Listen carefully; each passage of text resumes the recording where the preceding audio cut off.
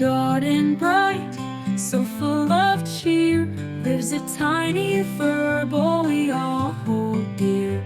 With a coat of fluff in light brown hue, and eyes that sparkle a radiant green hue. It hops on mushrooms, bounces with glee, its tiny hands wave at a bumblebee. It giggles soft as petals fall down, a chubby explorer with a fluffy crown. Through flowers tall, it wanders alone, finding treasures the garden has grown.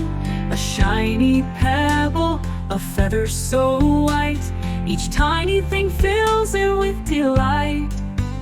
By a pond, it pauses to gaze, the rippling water like a mirror plays. It splashes gently with its small soft feet, creating rings in a rhythm so